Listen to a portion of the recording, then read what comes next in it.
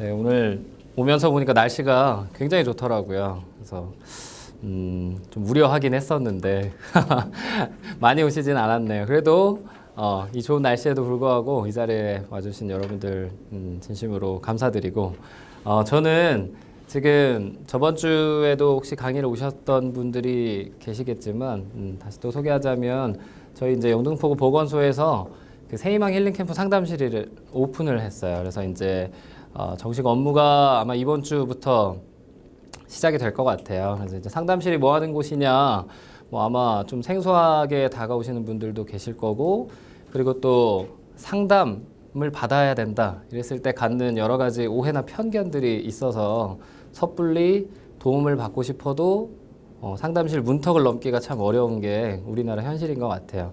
그래서 그런 많은 편견들도 깨고, 그리고 또 많은 분들이 그 상담을 통해서 좀 건강하고 행복한 삶을 살기 위해서 저희가 힐링캠프 상담실을 오픈을 했습니다. 그래서 영등포들 구민 여러분들 전부 다 대상자시고, 뭐 이용하시는 거나 비용이나 이런 것들은 다 무료십니다. 그래서 오늘 일단 강의는 갱년기 여성의 우울이 일단은 주제이긴 하지만 그 내용에 앞서서 일단 상담실이 어떤 곳인지 소개하는 거고요. 저는 이제 그 상담실에서 임상시민 전문가로 아마 상담이나 오늘처럼 이렇게 강의를 하거나 뭐 이렇게 될 것 같습니다. 제 이름은 전성규라고 합니다. 네, 만나서 반갑습니다. 네. 그래서 오늘은 주제가 뭐 이렇게 제목이 좀 약간 딱딱하긴 하지만 원래는 좀 이렇게 화사한 걸 했었는데 제가 좀 약간 민망해서 제목을 바꿨어요. 그래서 그냥 일단은 오늘은 갱년기 여성의 우울에 대해서 강의를 할 거예요. 일단은 초반에는 좀 약간 지루하실 수도 있지만 실제로 우울이 어떤 건지, 그리고 또 갱년기가 어떤 건지, 그리고 또 왜 하필 갱년기 우울이라는 게 생겼는지 좀 약간 이론적인 거긴 하지만 일단 알아두시면 훨씬 나 자신을 이해하는데, 그리고 이 갱년기 여성들의 우울을 이해하는데 훨씬 좀 도움이 될 것 같아서 일단 준비했습니다. 보시면 자, 갱년기란 좀 사전 좀 약간 딱딱한 정의이긴 한데 사전적인 정의로 대략 한 45에서 55세경에 이게 정상적인 발달 과정의 일환입니다. 그러니까 월경이 좀 불규칙해지다가 완전히 중지되고 뭐 신체적, 정신적, 생물학적 관점에서 노화가 시작되는 시기. 네, 참 어쩌면 안타까운 거지만 사실이죠. 그래서 45에서 55세경에 이제 이런 정상적인 발달 과정이다. 이 부분이 아주 중요한 부분 같습니다.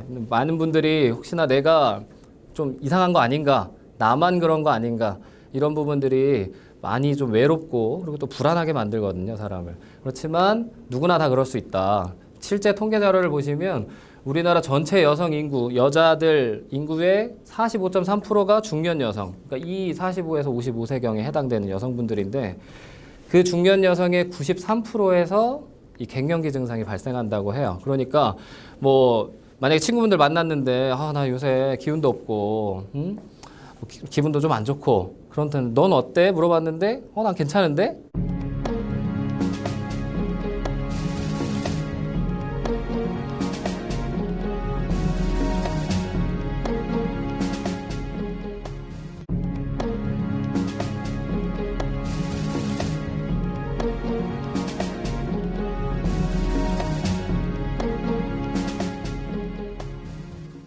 네, 오늘 오면서 보니까 날씨가 굉장히 좋더라고요. 그래서 좀 우려하긴 했었는데 많이 오시진 않았네요. 그래도 이 좋은 날씨에도 불구하고 이 자리에 와주신 여러분들 진심으로 감사드리고 저는 지금 저번 주에도 혹시 강의를 오셨던 분들이 계시겠지만 다시 또 소개하자면 저희 이제 영등포구 보건소에서 그 새희망 힐링 캠프 상담실을 오픈을 했어요. 그래서 이제 정식 업무가 아마 이번 주부터 시작이 될 것 같아요. 그래서 이제 상담실이 뭐 하는 곳이냐, 뭐 아마 좀 생소하게 다가오시는 분들도 계실 거고, 그리고 또 상담을 받아야 된다 이랬을 때 갖는 여러 가지 오해나 편견들이 있어서 섣불리 도움을 받고 싶어도 상담실 문턱을 넘기가 참 어려운 게 우리나라 현실인 것 같아요. 그래서 그런 많은 편견들도 깨고, 그리고 또 많은 분들이 그 상담을 통해서 좀 건강하고 행복한 삶을 살기 위해서 저희가 힐링 캠프 상담실을 오픈을 했습니다. 그래서 영등포들 구민 여러분들 전부 다 대상자시고 뭐 이용하시는 거나 비용이나 이런 것들은 다 무료십니다. 그래서 오늘 일단 강의는 갱년기 여성의 우울이 일단은 주제이긴 하지만 그 내용에 앞서서 일단 상담실이 어떤 곳인지 소개하는 거고요. 저는 이제 그 상담실에서 임상시민 전문가로 아마 상담이나 오늘처럼 이렇게 강의를 하거나 뭐 이렇게 될 것 같습니다. 제 이름은 전성규라고 합니다. 네, 만나서 반갑습니다. 네.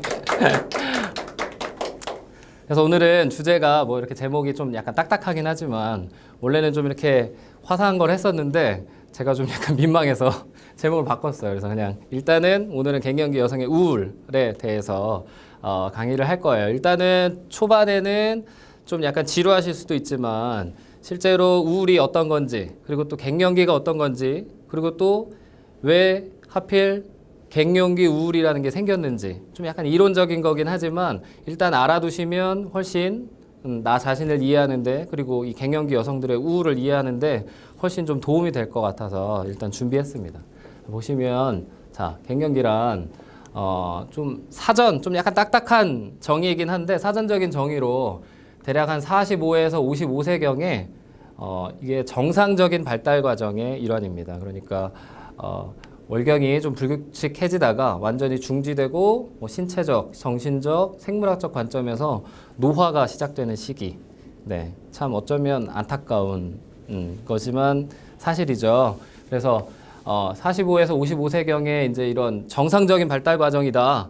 이 부분이 아주 중요한 부분 같습니다. 많은 분들이 혹시나 내가 좀 이상한 거 아닌가, 나만 그런 거 아닌가 이런 부분들이 많이 좀 외롭고 그리고 또 불안하게 만들거든요, 사람을. 그렇지만 누구나 다 그럴 수 있다. 실제 통계 자료를 보시면 우리나라 전체 여성 인구, 여자들 인구의 45.3%가 중년 여성. 그러니까 이 45에서 55세경에 해당되는 여성분들인데 그 중년 여성의 93%에서 이 갱년기 증상이 발생한다고 해요. 그러니까 뭐 만약에 친구분들 만났는데 나 요새 기운도 없고 기분도 좀 안 좋고 그런데 넌 어때? 물어봤는데 난 괜찮은데?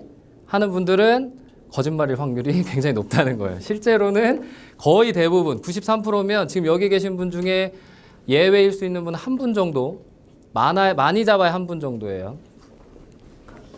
아니면 거의 대부분은 다 어려움이 다 있으시다는 거죠. 다만 겉으로 표현을 못 하실 뿐이에요. 자, 그래서 실제로는 증상들은 어떤 것들이 있는지 한번 보시면 제가 이 뒤에 여성을 달아놨어요. 이유는 이 갱년기 증상이라는 게 흔히 여자들만 겪는 거다 이런 오해들이 있는데 실제로 갱년기 증상이 남자들도 있다고 합니다. 그래서 뒤에 남성들의 갱년기 증상을 좀 알아보도록 하고 크게 좀 세 가지로 좀 나눠봤는데 신체적인 변화가 일어나죠. 그래서 뭐 얼굴이 빨개지고 뭐 현기증 나고 뭐 쉽게 피곤해지고 잠도 잘 안 오고 뭐 손발도 좀 차고 여기저기 좀 아프고 뭐 피부도 건조해지고 이런 신체적인 증상들이 있고 성적인 능력이 좀 많이 좀 떨어지는 이런 것들이 있습니다. 그래서 실제로 감염이나 이런 요실금 뭐 이런 부분들에 대한 불편감이 실제로 생기고요.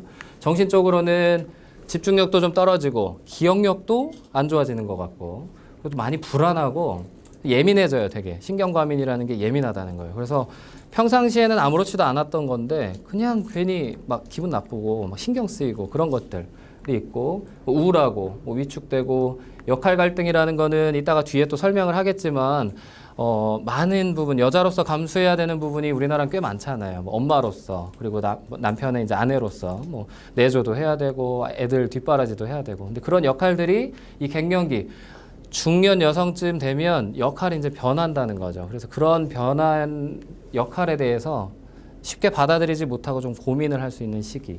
그리고 이제 상실감 등등이 있습니다. 그래서 뒤에 이제 남성의 증상들을 저도 좀 찾아봤는데 제가 남자라서 그런지는 모르겠지만 그리고 또 이 남자에 대한 갱년 증상을 준비한 이유는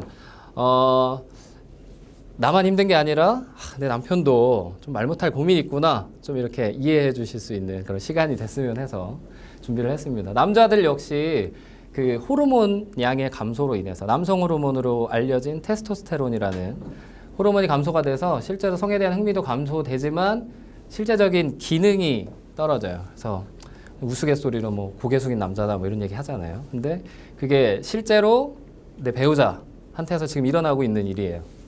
그리고 또 우울함과 짜증, 기분도 좀 깔아앉고 실제로 뭐 지방, 체지방량은 감소하는데 반대로 내장 지방은 증가해요. 그래서 다들 이렇게 인격이 충만하시죠. 그죠? 배도 많이 나오고 저도 지금 배가 나오려고 하는데 뭐 그런 것들, 체모 감소, 머리 빠지는 거예요.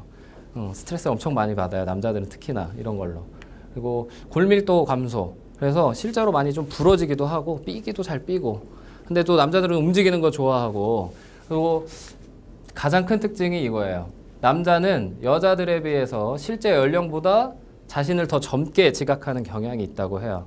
실제로 젊은 사람들 같은 경우에도 거울을 보면 남자들의 한 7, 80%는 아, 내가 평균 이상의 외모를 가졌구나 라고 생각하는 반면에 여자분들은 나는 진짜 좀 살도 많이 찌고 못생겼다 이렇게 생각하는 사람이 반 이상이라고 해요.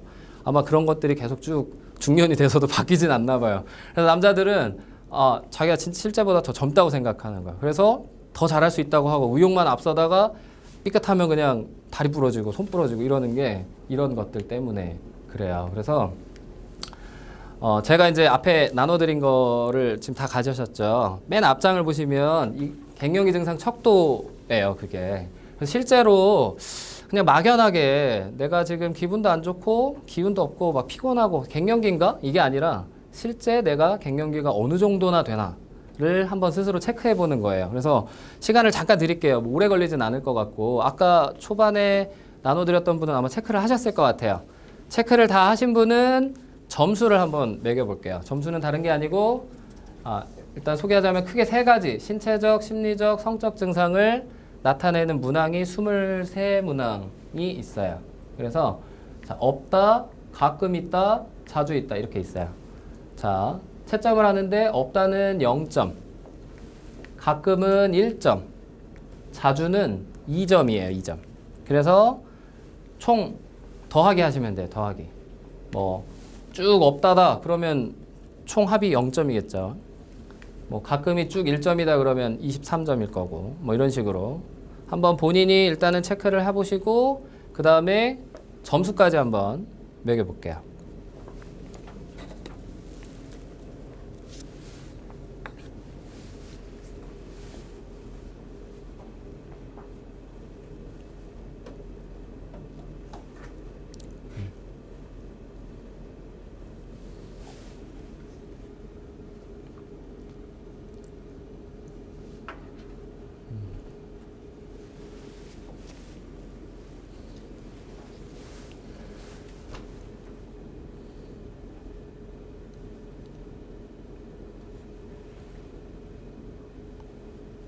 다 하신 분들도 계시는 것 같아요.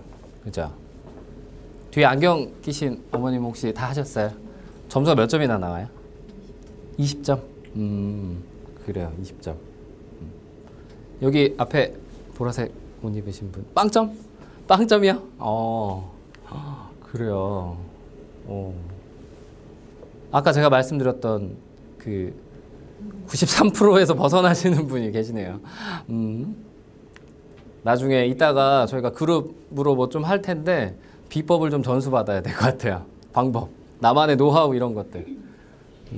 혹시 또 다 하신 분? 몇 점이나? 11점. 그래요. 혹시 다 하셨어요? 네. 점수가 몇 점이나 나와요? 6점. 그렇게 크진 않구나.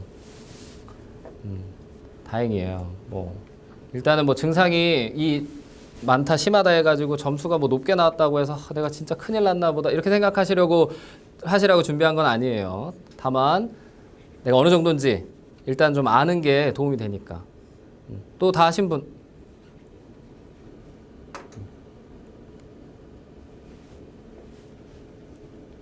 몇 점이나 나오셨어요? 자주가 요즘 네. 이 자주가 2점. 12점. 지금까지는 보면 평균적으로 한 10점에서 한 20점 사이 정도밖에 안 나오네요. 다들 어느 정도는 건강하신 것 같은데 혹시 내가 한 25점 이상이다 아니면 뭐 그보다 좀 점수가 더 나왔다 하시는 분이 혹시 계시나요? 안 계시나?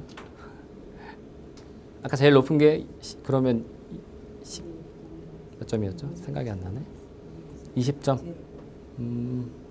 그래요. 일단은 그렇게 일단 알아보는 걸로 하고.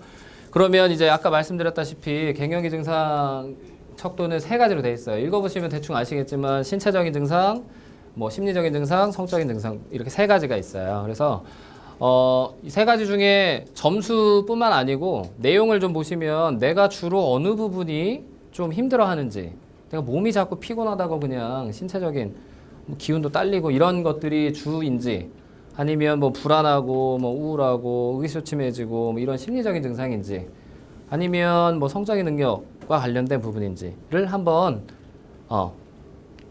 체크를 본인이 한번 해보세요. 네, 그래서 갱년기 때 겪는 여러 가지 어려움들이 있어요. 그래서 아까 이거 역할과 관련된 것들인데 빈둥지 증후군이라고 부르기도 하더라고요. 이게 뭐냐면 실제로 전업주부한테 있어서 가장 보람되는 일이 뭘까? 뭐 이런 것들을 물어본 연구가 있었는데 대답 중에 가장 크게 나온 게 자녀 양육이에요. 자녀 양육. 애를 키우면서 많이 이제 버티면서 사시는 거죠. 그래서 남편 내조는 초반에는 엄청 잘하고 막 열심히 막 하는데 이게 보람이 없는 거죠.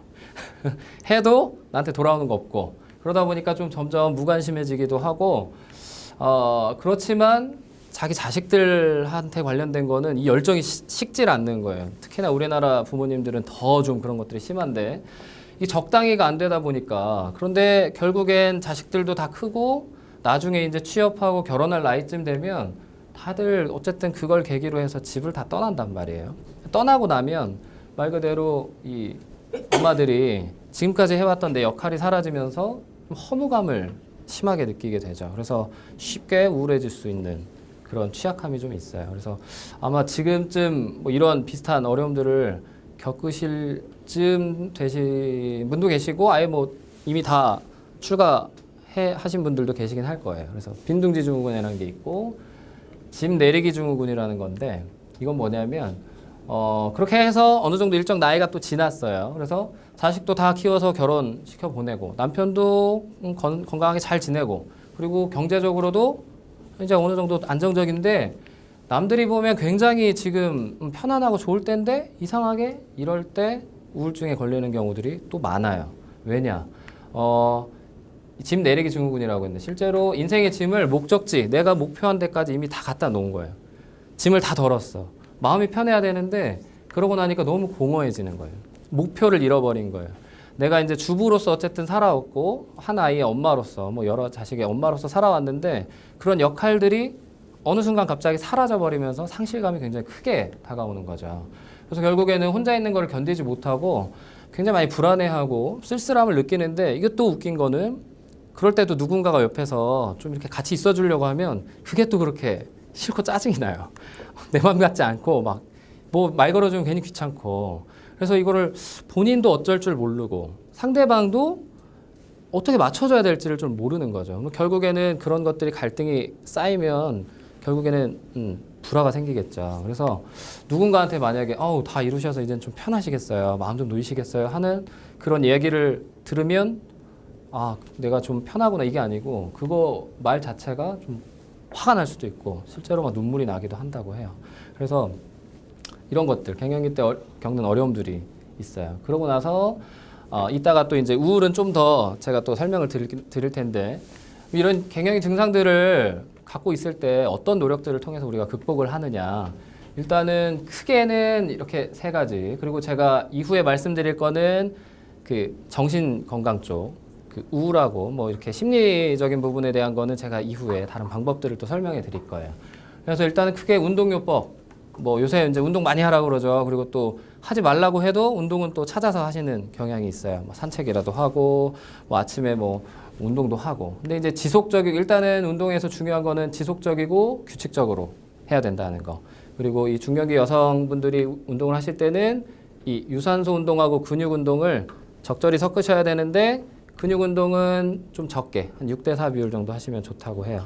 그리고 케겔 운동. 저번 주에 오셨던 분들은 뭐 아마 아시겠지만 이게 그 뭐 요실금 완화나 뭐 이런 부분들에 대해 효과적이라고 해요. 케겔 운동. 그리고 요통 완화 운동, 허리가 좀 자주 아프고 그러기 때문에 이렇게 누워서 뭐 다리를 모았다가 뭐 이렇게 폈다가 하는 그런 요가 동작이나 이런 운동들이 있더라고요. 운동. 그리고 호르몬 요법. 실제로 뭐 에스트로겐이나 프로게스테론, 여성 호르몬이에요, 이거는.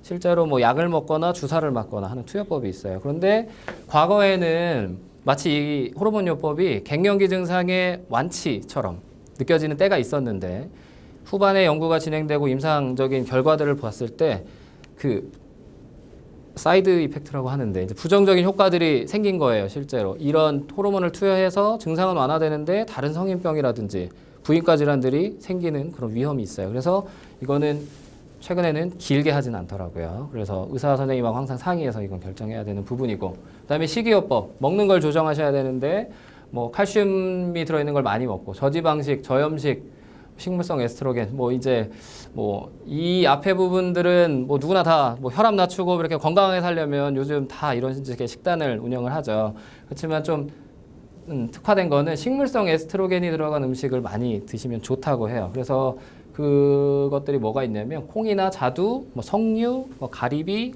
그리고 외국 같은 경우에는 크랜베리라고 하는 그런 열매도 아주 식물성 에스트로겐이 많이 함유돼서 건강에 좋다고 합니다.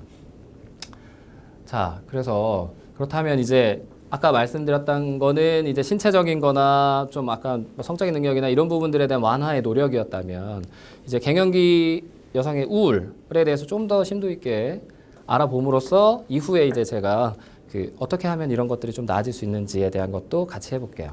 자, 그래서 크게 먼저 우울이 왜 생기냐?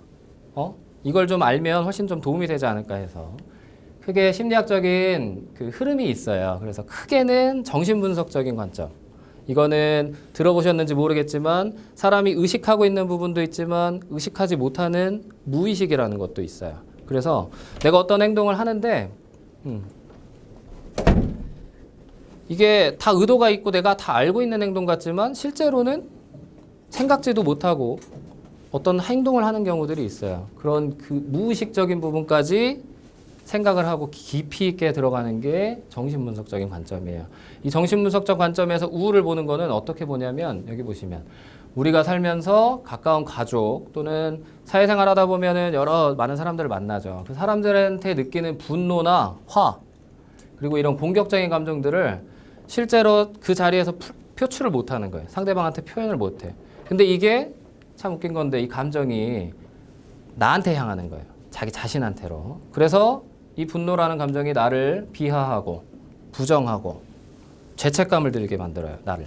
그래서 사람이 우울해지는 거죠. 이 부분에 대한 이해를 어느 정도 하시는 분도 계실 거예요. 공감하시는 분들도.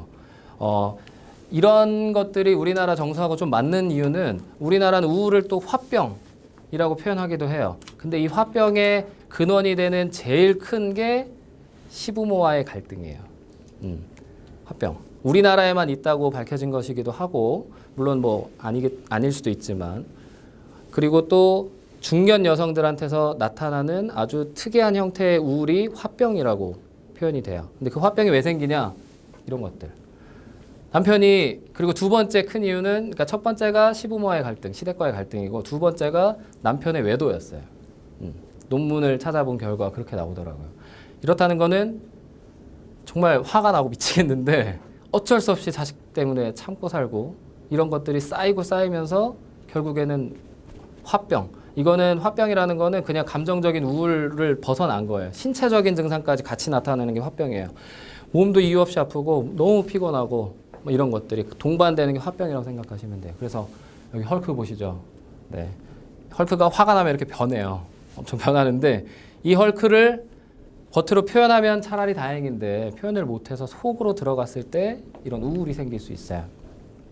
그리고 또 하나 이제 크게 이제 정신분석적인 관점과 그 인지치료적인 접근이 있어요. 인지라는 거는 말 그대로 겉으로 드러나는 생각 그리고 이성적인 사고 이런 것들이에요. 이런 것들 아주 좋아하죠. 요새 이제 많은 사람들이 과학적인 것들을 아주 좋아하는데 그런 것들은 다 이성적인 능력과 관련된 거예요. 사람한테서. 그래서 인지적인 관점에서 봤을 때 우울이 왜 생기냐.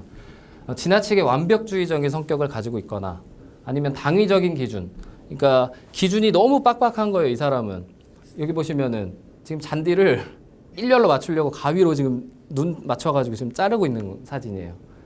이런 식으로 정말 완벽하게 꼼꼼하게 일을 처리해야 되는 사람들은 실제로 똑같은 일을 경험을 해도 좀 좌절을 쉽게 경험하거나 아니면 갈등이 생겼을 때 불만을 엄청 다른 사람보다 많이 경험을 하게 되면서 결국에는 나뿐만 아니고 다른 사람 주변 환경에 대해서 부정적이면서 비관적으로 생각하는 그런 습관이 몸에 배다 보니까 자연스럽게 그냥 우울 상태에 이른다 이런 거예요.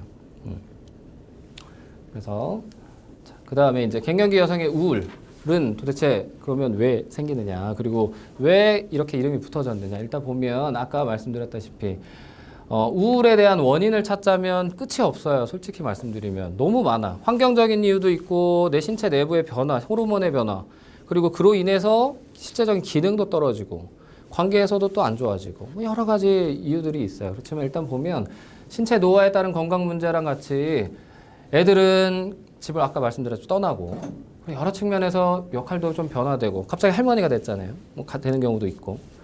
그리고 책임과 관계의 재정립이 이루어지는 혼란의 시기예요. 제2의 사춘기라고 생각하시면 좋아요. 보통 사춘기 때는 내가 어떻게 살아야 되나, 내 존재에 대해서 고민을 많이 하죠. 그러면서 많이 혼란스러워해요. 그렇지만 중년 여성, 이미 내가 어른이라고 생각하는데도 불구하고 이런 시기가 다시 온단 말이에요.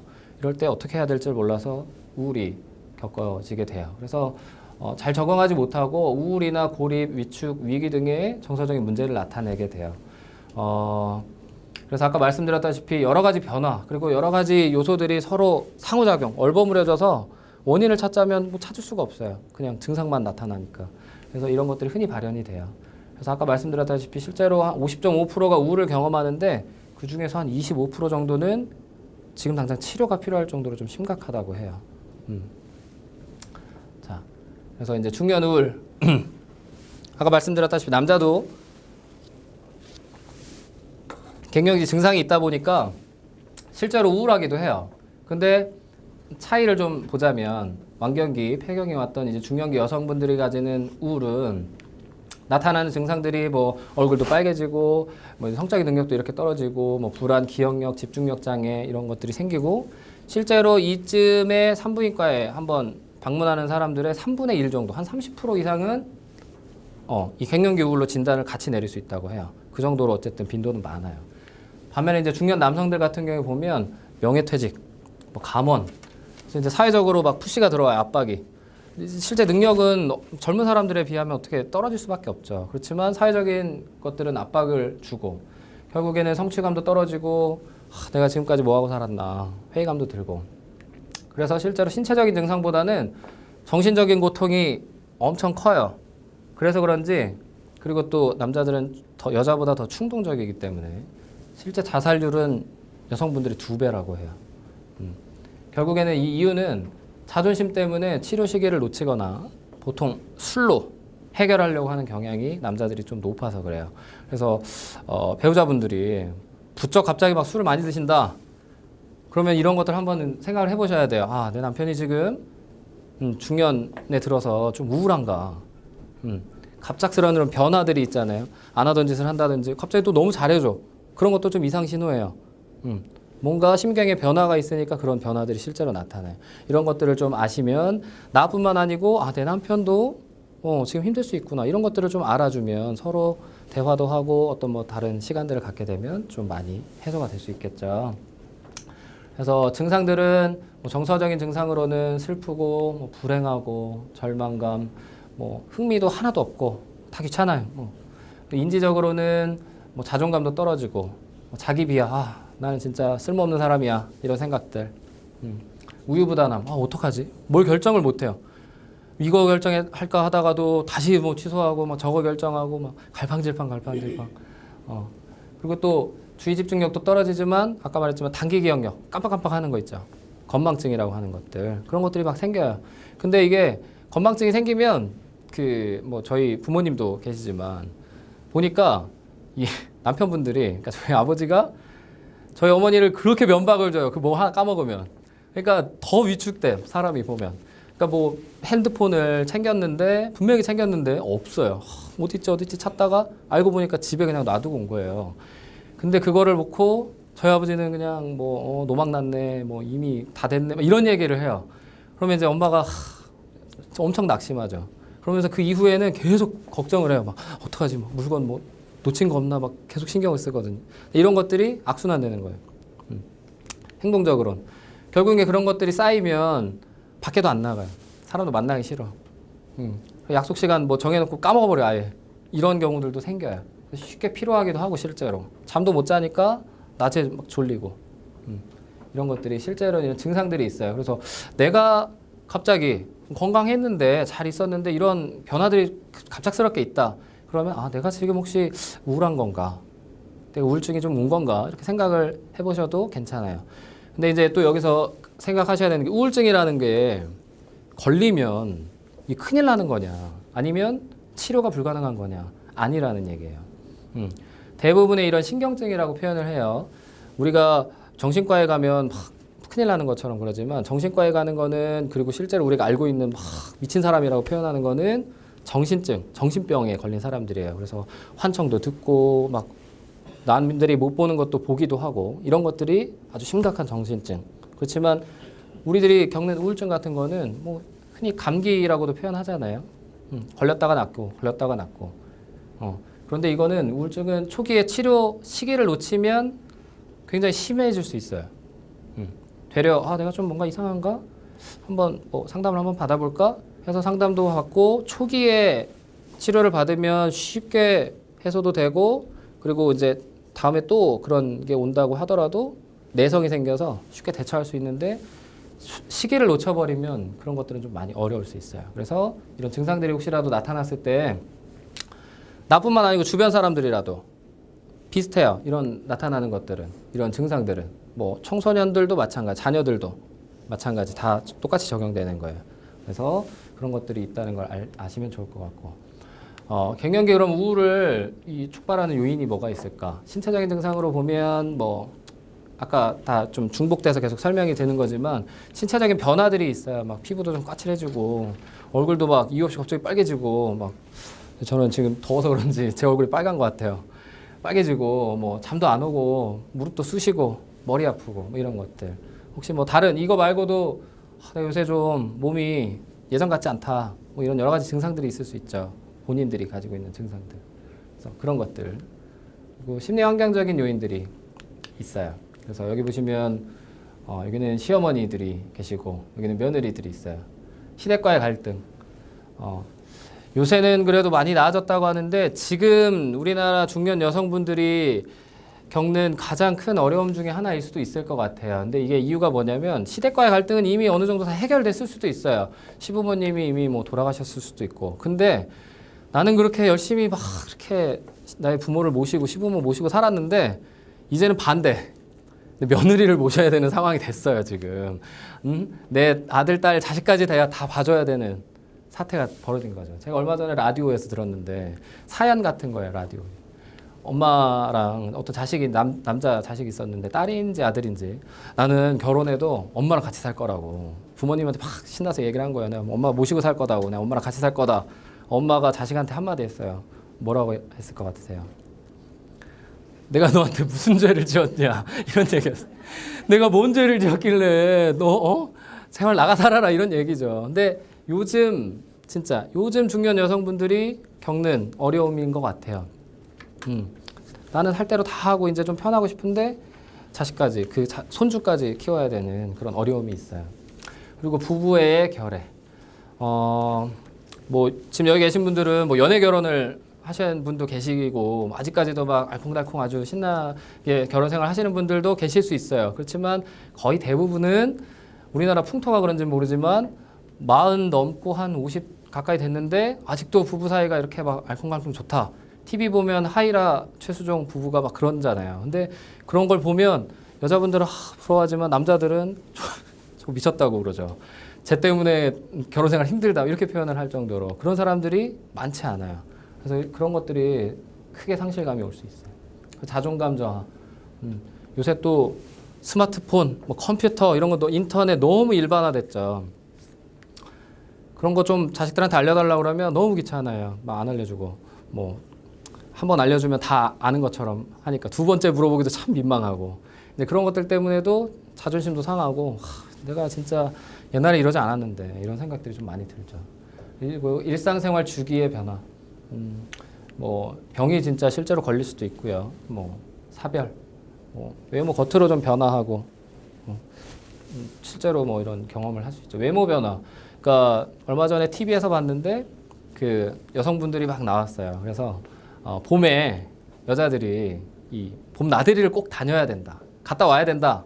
그래야지 1년 동안 생활도 편해지고 그리고 그 가족들도 화기애애해진다. 뭐 이유들을 막 얘기를 다 많이 하더라고요. 이유는 봄이 되면 그 햇살도 확 피고 꽃도 피고 이러잖아요. 그랬을 때 여자분들은 그걸 보고 그 시각적인 것들이 굉장히 예민해요. 남자보다 여자들은. 그래서 엄청 자극이 되면서 여성 호르몬도 막 자극이 되고 실제로 갱년기 여성이라서 축 처졌다가도 밖에 꽃 보면 정말 내가 다시 또 젊어진 것 같고 이런 활기를 다시 찾는단 말이에요. 실제로 내면에도. 근데 나가려고 채비 다 하고 거울을 딱 보는 순간 이 현실과 맞닥뜨리는 거예요.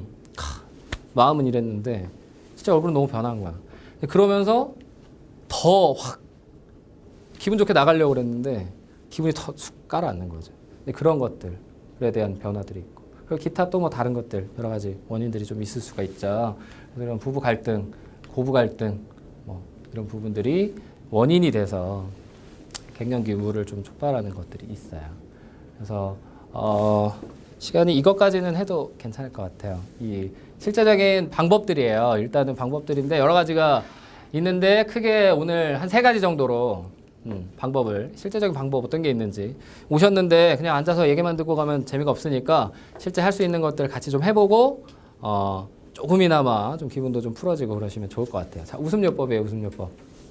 자, 아무것도 없이 웃으라고 하면 어려우니까 일단은 이것도 이론적인 배경을 먼저 좀 설명해 드릴게요. 어떤 건지 심리학적인 거예요. 제임스 란게 이론이라는 게 있어요. 이게 뭐냐?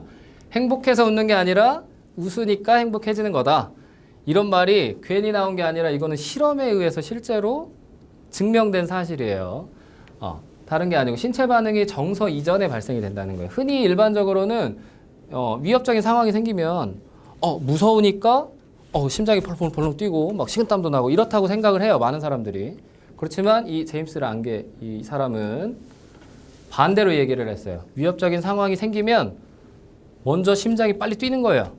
그러고 나니까 인간들이 공포를 느끼는 거다. 이렇게 봤어요. 근데 이건 실제로 실험으로 증명이 된 사실이에요. 사실.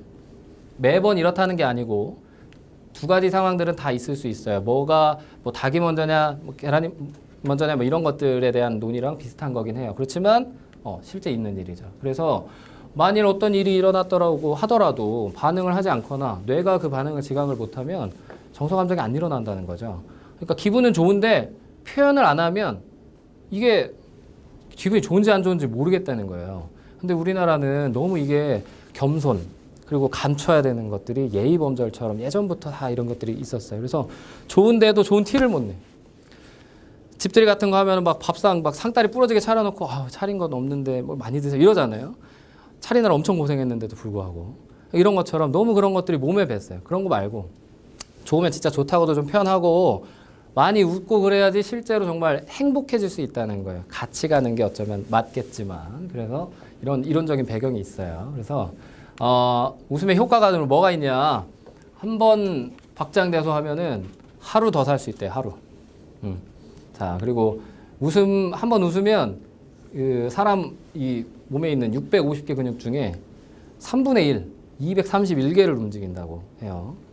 그리고 5분 웃으면 1시간 운동하는 거랑 비슷한 효과. 그리고 어린아이가 오래 사는 이유가 어른보다 많이 웃어서라고 해요. 애들은 보통 하루에 막 한 300번, 400번 웃는데요. 근데 우리는 한 번 웃기가 어렵잖아요. 그죠? 성인은 하루에 몇 번이나 웃냐? 뭐 많아야 한 20번. 그리고 웃는데 웃긴데도 안 웃으려고 막 참아요. 뭐 웃음을. 웃겨 죽겠는데 참아 막. 그러니까 병을 키우는 거예요. 자, 그리고 웃음은 혼자 웃는 것보다 여럿이 웃으면 33배 효과가 있다고 해요. 혼자 웃으면 미친 사람이다 이렇게 인식이 될 수가 있죠. 그래서 이런 것들이 있어요. 웃음의 효과. 그래서 오늘 이 첫 번째 강의 끝나기 전에 실컷 좀 한번 웃어보는 시간을 갖도록 하겠습니다. 그래서 단계가 있어요. 먼저 자, 이제 펜은 다 놓으시고 좀 이제 한참 지루할 때도 된 것 같아요. 자, 손을 뭐 필기는 이제 좀 이따가 하시고 이거 먼저 하실게요. 도입기, 안면 근육을 마사지하는 거 얼굴 이렇게 마사지 해주세요. 그때 저번 주 오신 분들은 아실지 모르겠지만 뭐 이렇게 둥근 뭐 얼굴에 둥근 근육이 두 군데 있다고 그랬어요. 이 눈 주변하고 입 주변. 그러니까 이쪽은 이렇게 동글동글하게 이렇게 마사지 해주시고 얼굴 여기 눈 있는데도 동글동글 안경을 껴서 그렇지만 이렇게 하고 이쪽 볼은 이렇게 바깥으로 안으로 이렇게 쓸어주시고 자 입도 크게 한번 벌려보세요. 크게. 자 어느 정도 좀 풀리셨나요? 턱도 이렇게 좀 만져주시고 자 입을 크게 벌리고 연습을 한번 해볼게요. 자, 크게, 아주 크게 한번 웃어볼게요. 자, 시작.